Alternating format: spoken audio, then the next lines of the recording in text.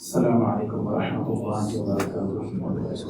الحمد للہ نحمده ونستعینه ونستغفره ونؤمن به ونتوکل علیہ ونعوذ باللہ من شرور انفسنا ومن سیئات اعمالنا ونعوذ باللہ من شرور انفسنا ومن سیئات اعمالنا من يهده الله فلا مضل له ومن يضلله فلا هادي له ونشهد أن لا إله إلا الله وحده لا شريك له ونشهد أن سيدنا وحبيبنا ونبينا مولانا محمدا عبده ورسوله صلى الله تبارك وتعالى عليه وسلم أما بعد فأعوذ بالله من الشيطان الرجيم بسم الله الرحمن الرحيم والعصر إن الإنسان لفي خسر إلا الذين آمنوا وعملوا الصالحات وتواصوا بالحق وتواصوا بالصبر صدق اللہ العظیم۔ قابل احترام بزرگ دوستو، انسان کی کامیابی اور ناکامی کا جو دار و مدار ہے وہ انسان کے عمل پر ہے۔ اللہ تعالیٰ نے اس دنیا کو عمل کی جگہ بنایا۔ الدنیا دار العمل، دنیا عمل کا گھر ہے۔ ایک حدیث میں فرمایا الدنیا مزرعۃ الآخرہ۔ رسول اللہ صلی اللہ علیہ وسلم نے اس دنیا کی مثال دے کر بیان فرمایا دنیا آخرت کے لیے کھیتی کی طرح ہے۔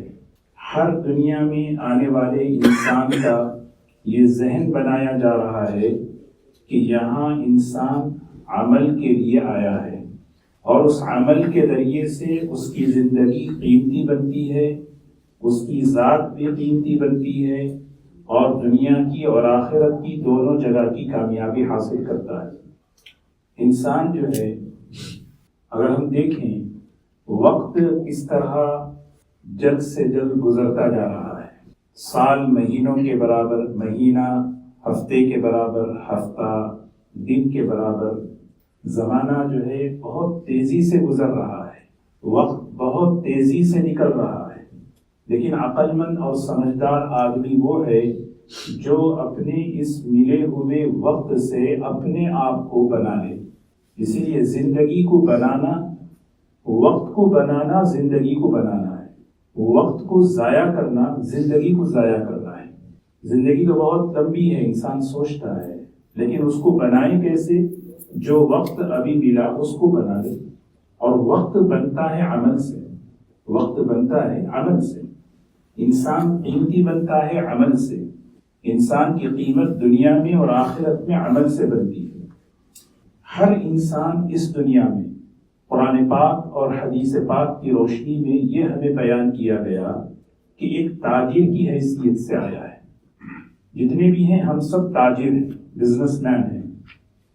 قرآن پاک کی آیت ہے، نبی کریم صلی اللہ علیہ وسلم کی حدیث ہے۔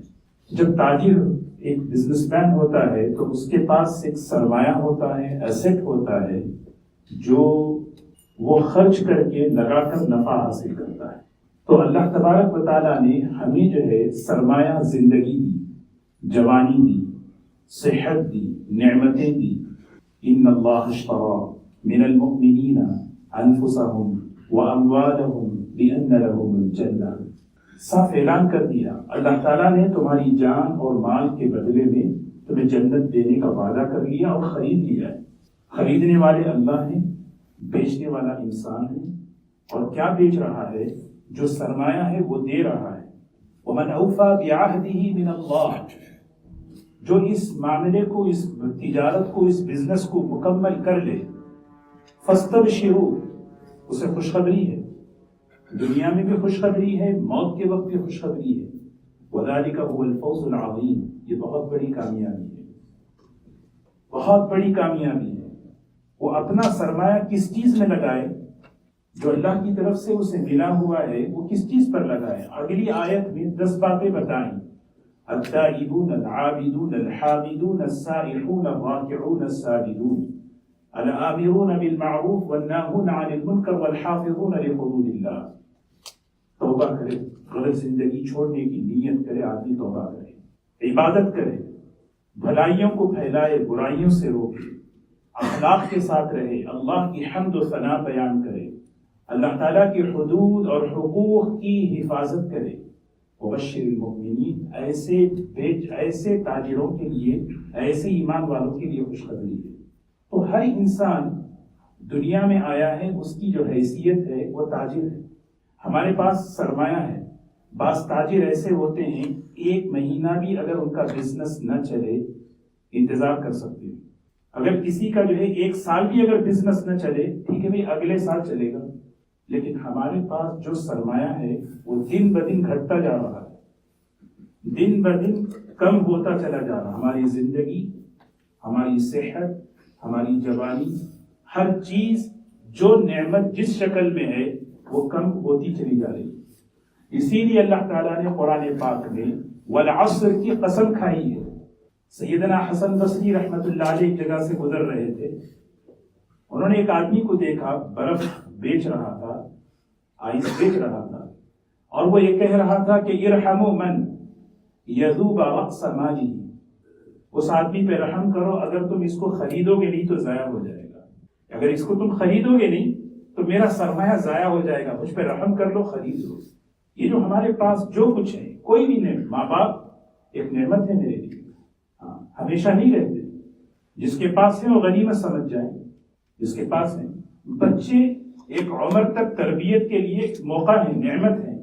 اس وقت کو ضائع کرنا، بس اس کے بعد آدمی جو ہے سوچے میں ان کی تربیت کروں، وہ وقت ہاتھ سے نکل جاتا ہے.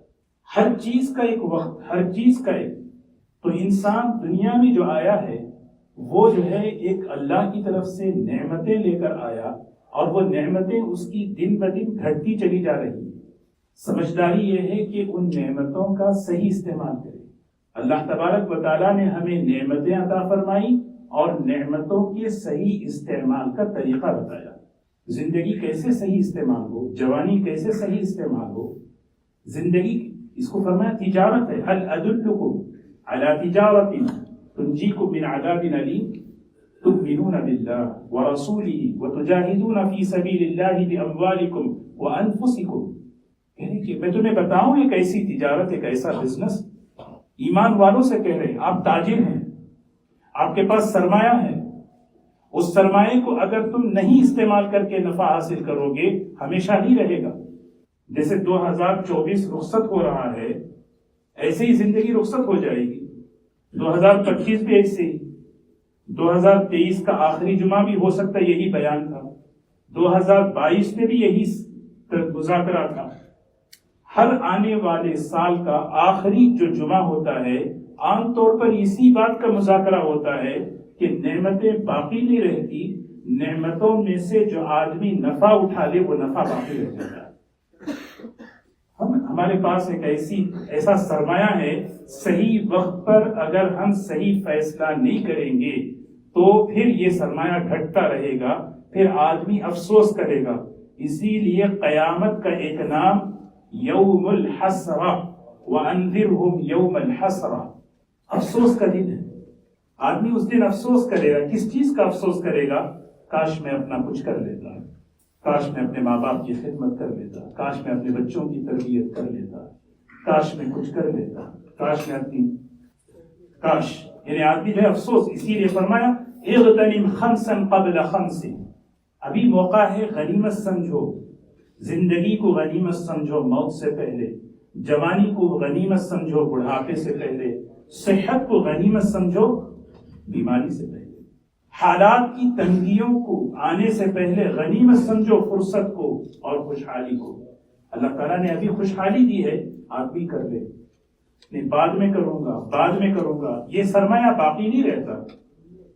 یہ بہت سے لوگ سرمایہ رکھ کے بیٹھتے ہیں دکانوں میں، بہت سے لوگ اپنا سرمایہ رکھ کر دکانوں میں بیٹھتے ہیں، لیکن ہمارے پاس جو سرمایہ ہے یہ باقی نہیں رہتا. اللہ تعالیٰ ہمیں اس کی سمجھ نصیب فرمائے. جو یہ سمجھ گیا وہ اپنی زندگی کو قیمتی بنا لیتا ہے، اور جس کی زندگی قیمتی بن گئی وہ کامیاب ہے، دنیا میں بھی کامیاب، آخرت میں بھی کامیاب. اسی لیے انسانی زندگی کے اندر جو حالات ہیں وہ حالات رکتے نہیں، آنا جانا تسلسل رہتا ہے. اللہ تبارک و تعالیٰ رات اور دن کو مستقل نہیں بنایا. ابھی دن ہے تو تھوڑی دیر بعد رات آنے والی ہے، رات ہے تو دن آنے والا ہے، گرمی کا موسم تھا تو چلا گیا، اب سردی آنے والی ہے. اب یہ سردی ہمیشہ باقی نہیں رہتی. لیکن سمجھدار کون ہے؟ سمجھدار وہ ہے کہ جو اس موسم کا فائدہ اٹھا لے، اس موسم کا فائدہ اٹھا لے کہ بھی اس موسم میں کیا کروں. وَهُوَ الَّذِي جَعَلَ اللَّيْلَ وَالنَّهَارَ خِلْفَةً لِمَنْ أَرَادَ أَنْ يَذَّكَّرَ أَوْ أَرَادَ شُكُورًا. سبحان اللہ. اللہ تعالیٰ بتا رہے ہیں اللہ تعالیٰ کی کتنی بڑی قدرت ہے، کتنی بڑی حکمت ہے، کتنی بڑی نعمت ہے. اس نے تمہارے لیے رات اور دن کا سلسلہ چلایا. ایک سلسلہ ایسا ہے کہ کبھی رات لمبی ہوتی ہے، کبھی رات چھوٹی ہوتی ہے، کبھی دن لمبا ہوتا ہے، کبھی دن چھوٹا ہوتا ہے. لمن اراد ان یذکر او اراد شکورا. یہ دیکھنا چاہتے ہیں ان موسموں میں کون اللہ کا شکر ادا کرتا ہے اور ان موسموں سے کون نصیحت حاصل کرتا ہے. تذکیر کہتے ہیں نصیحت حاصل کرنا. او اراد شکورا، ان رات اور دن اور ان موسموں کے ذریعے سے اللہ کی نعمتوں کو استعمال کر کے شکر گزار کون بنتا ہے؟ شکر گزار کیسے بنے وہ ہمیں بتایا جا رہا ہے. یہ موسم، ایک حدیث ہے رسول اللہ صلی اللہ علیہ وسلم نے فرمایا الشتاء ربیع المؤمن. سردی کا جو موسم ہے یہ مومن کے لیے موسم بہار ہے. موسم بہار ہے. بہار کا مطلب یہ ہے کہ ایمان والے کی زندگی میں بہار آتی ہے. جیسے رمضان کا مہینہ ہے، یزاد فیہ رزق المؤمن. رمضان کے مہینے میں مومن کا رزق بڑھا دیا جاتا ہے. ایک رزق ظاہری طور پہ بھی بڑھتا ہے اور روحانی رزق بھی بڑھ جاتا ہے. نوافل آتے ہیں، تلاوت آتی ہے، دعائیں آتی ہیں، صدقات آتے ہیں. یہ بھی روحانی رزق ہے. یہ ہمیں متوجہ کیا رسول اللہ صلی اللہ علیہ وسلم نے کہ جب ونٹر آئے، جب موسم سرما آئے، ٹھنڈی کا موسم آئے. سوچیں، بخاری شریف کی ایک روایت ہے، سیدنا ابو ہریرہ رضی اللہ تعالی عنہ فرماتے ہیں رسول اللہ صلی اللہ علیہ وسلم سے پوچھا گیا یہ موسم گرمی سردی یہ ہے کیا؟ سائنس اس کی ایک حقیقت بیان کرتی ہے، اس سے انکار نہیں ہے. جو حقیقت رسول اللہ صلی اللہ علیہ وسلم نے بیان فرمائی وہ حقیقت ہے، وہ یقینی ہے. آپ نے فرمایا ایک مرتبہ جہنم نے اللہ سے شکایت کی، اکل بعضی بعضا. اتنی سخت گرمی جہنم میں بڑھ گئی ہے، جہنم کی آگ کی حرارت کی وجہ سے ایک حصہ دوسرے حصے کو کھا رہا تھا. تو اس جہنم کی آگ نے اللہ سے درخواست کی، دعا کی، یا اللہ یہ تھوڑا سا کم کر دے. اللہ تعالیٰ نے اجازت دی سال میں 2 مرتبہ سانس لینے کے لیے. نفس فی الشتاء و نفس فی الصیف، ایک سانس سردی میں اور ایک سانس گرمی میں. یہ رسول اللہ صلی اللہ علیہ وسلم فرمانے جس کی وجہ سے یہ موسموں کی تبدیلی بڑھتی ہے. یہاں اس حدیث کے اندر محدثین نے بڑی بہترین بات لکھی ہے. بخاری شریف کی روایت ہے، اس میں فرمایا دیکھیں یہ موسم ایک طرف اللہ کی قدرت، اللہ کی حکمت اور اللہ کی نعمت ہے، دوسری طرف مسلمان کو آخرت یاد دلاتے ہیں. ہمیں آخرت یاد کرنا ہے. وَهُوَ الَّذِي جَعَلَ اللَّيْلَ وَالنَّهَارَ خِلْفَةً لِمَنْ أَرَادَ أَنْ يَذَّكَّرَ. کس چیز کو میں یاد کروں؟ قدرت کو یاد کروں، نعمت کو یاد کروں اور اس کے ساتھ آخرت کو یاد کروں. اور جب بندہ آخرت کو یاد کرتا ہے تو پھر اسی دنیا میں اس آخرت کو بنانے کی فکر کرتا ہے، اس آخرت کو بنانے کی فکر کرتا ہے. حضور اکرم حضرت ابو ہریرہ رضی اللہ تعالی عنہ کی روایت ہے، نبی کریم صلی اللہ علیہ وسلم نے فرمایا اولا ادلکم علی ما یمحو اللہ بہ الخطایا. صحابہ سے فرمانے، اب صحابہ کے درمیان بیٹھے ہوئے تھے، آپ نے فرمایا اولا ادلکم علی ما یمحو اللہ بہ الخطایا ویرفع بہ الدرجات. میں تمہیں کچھ اعمال ایسے بتاؤں جن عملوں کے ذریعے سے تمہارے گناہ مٹتے چلے جائیں. صحیح مسلم کی روایت ہے، مٹتے چلے جائیں. مٹانا اللہ کے ذمہ ہے. یمحو اللہ ما یشاء ویثبت، جس کو اللہ چاہتا ہے مٹا دیتا ہے. کچھ اعمال ایسے بتاؤں جس سے گناہ مٹ جائیں. وَيَرْفَعُ بِهِ الدَّرَجَاتِ، جس سے درجات بلند ہوں، آدمی کے درجات آخرت میں بلند ہوں. صحابہ نے کہا ضرور بتائیں. نبی کریم صلی اللہ علیہ وسلم نے 3 اعمال بتائے. اس میں سب سے پہلا عمل یہ بتایا اسباغ الوضوء علی المکارہ، وضو کو مکمل کرنا خاص طور پر سردی کے موقع پر. علی المکارہ، جس وقت آدمی کو سردی لگ رہی ہے، ناگوار ہو رہا ہے، اس موقع پر وضو کا مکمل کرنا. عام حالات میں وضو کرنے پر یہ ثواب ہے کہ اس کے گناہ معاف ہوتے ہیں، روایتیں ہیں. لیکن سردی میں جب ایک آدمی وضو کرتا ہے، مکمل کرتا ہے، مکمل کا مطلب پورا اہتمام کے ساتھ کوئی عضو خشک نہ ہو، اس پر مزید ایک ثواب یہ ہے کہ وَيَرْفَعُ بِهِ الدَّرَجَاتِ، اللہ تعالیٰ اس عمل کے ذریعے درجات بلند کرتے ہیں. یہ اکرام ہے اللہ کی طرف سے کہ آدمی جو ہے اہتمام کرتا ہے. 3 اعمال میں آپ کو بتاؤں. دیکھیے سردی کا موسم ہے، گزر جائے گی، ونٹر آتا ہے، گزر جائے گا. 3 اعمال ایسے ہیں جس کے ذریعے سے ہم اس موسم سے ہم اپنے آپ کو قیمتی بنا سکتے ہیں، ہم اپنے آپ کو کامیاب بنا سکتے ہیں. یاد ذہن میں رکھنے کے لیے 3 باتیں. جیسے حضور اکرم صلی اللہ علیہ وسلم کی حدیث ہے، فرمایا کہ الشتاء ربیع المؤمن، ربیع مومن کا ایک موسم ہے، سیزن ہے، مسلمان کا سیزن ہے. سیزن میں کیا ہے، چیزیں جو ہے نا بڑھ جاتی ہیں. کیا ہوتا ہے اس میں رات لمبی ہوتی ہے، دن چھوٹا ہوتا ہے. رات لمبی ہے، دن چھوٹا ہے. سب سے پہلا عمل جس کی طرف ہماری توجہ ہو وہ ہے رات کا عمل ہے، وہ ہے تہجد کا اہتمام. تہجد کا اہتمام. قرآن پاک کے اندر ایمان والوں کے جو صفات ہیں، ایمان والوں کی جو خوبیاں ہیں، اگر اس میں ہم شامل ہونا چاہیں، وہ صفات میرے اندر آئیں، کیونکہ انسان کی قیمت صفات کی بنیاد پر. یہ ہے موقع. آدمی 5 گھنٹے میں 4 نمازیں آ جاتی ہیں دن میں.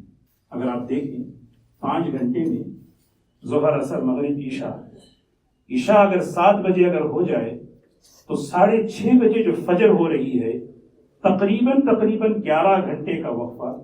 ایک آدمی 7 گھنٹے بھی اگر آرام کر لے، وہ 7 گھنٹے کے بعد اگر آدمی بیٹھ کر سوچے کہ مجھے کرنا کیا ہے، ابھی کرنا کیا ہے. عمل سے زندگی بنتی ہے، جنت بھی جہنم بھی. خود بیٹھ کے سوچے کتنے، اگر میں چاہوں تو کیا نہیں کر سکتا. 3 مہینہ یہ ونٹر رہتا ہے. ایک قرآن پاک کی ایک آیت اگر میں یاد کر لوں، سورہ ملک یاد ہو جائے اس ونٹر میں، اور یہ خواہش پوری ہوگی نبی کریم صلی اللہ علیہ وسلم کی. آپ نے فرمایا میری یہ خواہش ہے کہ یہ سورت ہر امتی کے دل میں آ جائے، ہر امتی کے دل میں. ایک سیرت کی ایک کتاب مکمل ہو جائے، میں کوئی حدیث کی کتاب میں مکمل کر لوں. آپ خود سوچیں 11 گھنٹے میں ایک آدمی 7 گھنٹے بھی آرام کر لے، اس کے پاس 5:30 بجے سے لے کے تہجد کتنی بڑی چیز ہے. آدمی اللہ کے سامنے کھڑا ہو، اللہ کے سامنے 2 رکعت 4 رکعت پڑھے اور اللہ سے مانگ لیں. کانوا قلیلا من اللیل ما یہجعون وبالاسحار هم یستغفرون. سحر کے موقع پر، فجر کے موقع پر استغفار کرنے والوں میں میرا شمار ہو. فجر شروع ہونے سے پہلے تھوڑی دیر استغفار کرو. اس آیت میں میرا بھی، اس آیت کے اندر میرا بھی تو شمار ہو. یہی تو وجہ ہے کہ فرمایا یہ بہار ہے مومن کے لیے. یہ تو سب سے پہلے وَمِنَ اللَّيْلِ فَاسْجُدْ لَهُ وَسَبِّحْهُ لَيْلًا طَوِيلًا. لمبی رات اللہ نے عطا فرمائی، تھوڑی دیر کر لیں. کرنے والے تو بہت کچھ کر گئے، وقت کو وصول کر لیا انہوں نے. آدمی وصول کرنا، جیسے تاجر سیزن آتا ہے تو وصول کرتا ہے، چھوڑتا نہیں. تو یہ مومن کا موسم ہے، میں اس کو وصول کروں. ایک تو عمل یہ ہے. دوسرا عمل ہے جو دن والا عمل ہے. عام طور پر دوسرے دنوں میں تھوڑا سا مشقت ہوتی ہے، لیکن اس موسم میں بہت آسانی ہوتی ہے. وہ کون سا عمل ہے؟ روزہ ہے. اس کی رات لمبی ہے تو قیام میں تھوڑا سا، اس کا دن مختصر ہے. ہم نے تو روزوں کو صرف رمضان کے لیے خاص کر دیا. اللہ کے رسول صلی اللہ علیہ وسلم نے روزوں کا ایک بہترین سسٹم ہمیں پیش کیا. رمضان کے علاوہ ہر پیر اور جمعرات، ہر مہینے کے 3 دن. کوئی شادی کرنا چاہے نہیں کر سکتا، روزہ رکھ لے، شہوت کو قابو میں پا لے. کسی کے مزاج میں غصہ ہے، غصے کو قابو پانا پائے، روزہ رکھ لے. روزوں کے ذریعے سے ایک نظام ہمیں پیش کیا گیا. روزوں کا ماحول بنانے کا بہترین موقع ہے. آپ عمرے پہ جائیں مکہ مکرمہ میں، مسجد حرم میں یا پھر مسجد نبوی میں، آپ کو پتہ چل جائے گا کہ آج 13، 14، 15 ہے. آپ کو پتہ چل جائے گا آج جمعرات ہے. آپ کو پتہ چل جائے گا کہ آج منڈے ہے. بولنے کی ضرورت نہیں پڑتی ہے. وہ چھوٹے چھوٹے بچے افطار کے لیے جو ہے نا آپ کے لیے کھجور اور قہوہ گھومتے رہتے. یہ ماحول ہمارے پاس کیوں نہیں ہے؟ اس ماحول کو لانے کا یہ موقع ہے، یہ موسم ہے کہ ہم جو ہے ارادے کریں. جن کے رمضان میں روزے چھوٹ چکے ہیں وہ روزے رکھو. روزوں کے ذریعے سے نوافل روزوں کا اہتمام ہو. الحسنۃ بعشر امثالها. کسی شخص نے مہینے کے 3 روزے رکھ لیے، پورا مہینہ عبادت روزے دار شمار ہوتا ہے. کوئی بھوک نہیں لگتی، پیاس نہیں لگتی. آدمی دعا کر رہا ہے ونٹر کا رمضان کب آئے گا؟ آئے گا انشاءاللہ. اللہ تعالیٰ عافیت کے ساتھ ہم سب کو پہنچائے. سمر کا رمضان تو چلا گیا. آدمی خوشی خوشی روزہ رکھتا ہے لیکن پھر بھی اسے پیاس لگتی ہے. تھوڑا بہت تو مشقت ہوتی ہے سمر میں، لیکن ونٹر میں پتہ بھی نہیں چلتا. اگر اس وقت روزہ کوئی رکھ لے پتہ بھی نہیں چلتا. تو ایک ہے تہجد کا اہتمام، اور دوسرا عمل ہے روزے کا اہتمام، اور تیسرا جو عمل خاص طور پر اس موقع، ہر موقع کی ہر ضرورت کا ایک عمل ہوتا ہے. ہر ضرورت کے وقت وہ ہے صدقے کا اہتمام. صدقے کا مطلب یہ نہیں کہ ہم پیسہ دیں. ہر وقت کی نوعیت کا صدقہ الگ الگ ہوتا ہے. اس وقت کا صدقہ کیا ہے؟ جس طرح مجھے حضرت عمر رضی اللہ تعالی عنہ کا خطبہ ہے. خلافت کے زمانے میں جب ونٹر آیا تو انہوں نے خطبہ دیا، لوگوں سردی کا موسم آ گیا، اپنے جسموں کو گرم رکھو، یہ بڑی دشمن ہے سردی، اس لیے کہ تمہارے ہڈیوں کے اندر گھس جاتی ہے، اور اپنے گھر کے اندر جو بزرگ ہیں ان کا خیال رکھو. اور فرمایا اون یعنی گرم غول پہنا کرو تاکہ تمہارے جسم گرم رہیں. اور پھر فرمایا اللہ کے ضرورت مند بندوں کا خیال رکھو. سردی آتی ہے ہمارے پاس گرم پینے کے لیے، گرم کھانے، گرم کپڑے، ہمارے پاس بلینکٹ، شال، الحمدللہ. لیکن ساری دنیا ایسی نہیں ہے. ساری دنیا ایسی نہیں ہے. ہم اس وقت کیا سوچے تو صحیح کہ ہم کیا کریں. بلینکٹس کا، سویٹرز کا، گرم کپڑوں کا ان کے لیے انتظام میں کروں. آج ایک بات میں عرض کرنا چاہتا ہوں. عام طور پہ ہم صدقہ بھی اپنی مرضی سے دینا چاہتے ہیں. ایک آدمی جو ہے کچھ حالات پیش آ گئے، بیماری ہو گئی، صدقے کا بکرا دیتا ہے. ذرا سوچیں، جس گھر میں دال نہیں، چاول نہیں، وہ گوشت لے کے کیا کرے گا؟ جس گھر کے اندر دال نہیں ہے، جس گھر کے اندر چاول نہیں ہے، وہ گوشت وہاں پہنچائے. موقع شناسی چاہیے. ایسا نہیں کہ میں بکرا ہی دوں. اس وقت کا بکرے سے زیادہ ثواب یہ ہے کہ ہم اس کے لیے بلینکٹ کا انتظام کریں، گرم کپڑوں کا انتظام کریں. تو یہ گزر جائے گی. لیکن ایک آدمی جب اس چیز کو سوچے گا، اس کے مزاج میں وقت ہو گیا. ایک واقعہ میں عرض کر کے اپنی بات ختم کروں. عبادتوں کے ساتھ اللہ کی مخلوق پر مہربانی اور ہمدردی کرنے کا مزاج پیدا کرنا چاہیے. اس سے اللہ کا قرب حاصل ہوتا ہے. آپ نے نام سنا ہوگا حضرت شیخ احمد سرہندی رحمۃ اللہ علیہ، مجدد الفسانی رحمۃ اللہ علیہ، جن کو کہتے ہیں، جن کے ذریعے سے اللہ تعالیٰ نے اس علاقے کے اندر، بر صغیر کے اندر ایک زبردست کام لیا. جو فتنہ اٹھا تھا دین اکبر کے نام سے، اللہ نے اس فتنے کو کیا کیا؟ ان کے ذریعے سے دبایا، اور وہ جگہ علم کا، عمل کا، تبلیغ کا مرکز بن گئی. وہ کیسے؟ کون ہے؟ امام حضرت شیخ احمد سرہندی رحمۃ اللہ علیہ. یہ ان کے شیخ اور ان کے استاد تھے حضرت خواجہ صاحب رحمۃ اللہ علیہ. کتابوں میں لکھا ہے کہ سمرقند کی سخت سردی تھی اور تہجد پڑھ رہے ہیں گھر کے اندر. تہجد سے فارغ ہو کر سونے کے لیے جب بستر پر گئے، دیکھا بلی جو ہے ان کے بستر پر ان کے لحاف سے لپٹ کر سو رہی ہے. سخت سردی میں بلی کو بھی سردی لگتی ہے، وہ لحاف کی گرمی حاصل کر رہی ہے اور سو گئی ہے. ایسا نہیں کہ گئے جا کر جو ہے اس کو بھگایا اور سو گئے. اللہ والے ایسے نہیں. وہاں جا کر کھڑے ہو گئے. سوچا اگر میں یہاں اس کو ڈسٹرب کروں گا تو اس کی نیند خلل میں آئے گی. دوبارہ مصلی پر آئے اور آ کر دوبارہ تہجد اور وہیں پہ بیٹھ کے فجر تک وقت گزار دیا. یہ ادا اللہ کو پسند آئی. اللہ نے ان کو اولیاء ولایت کا ایک اونچے مقام پر پہنچا، اور ان کے ذریعے سے اللہ نے ایک ان کا طالب علم شیخ احمد سرہندی ایسا کھڑا کیا جس کے ذریعے سے پورے اس علاقے کے فتنے کو اللہ نے. تو اللہ کی اسی لیے جتنا اللہ سے محبت بڑھتی ہے اللہ کی مخلوق سے ہمدردی آتی ہے. اللہ ہم سب کو عمل کی توفیق نصیب فرمائے.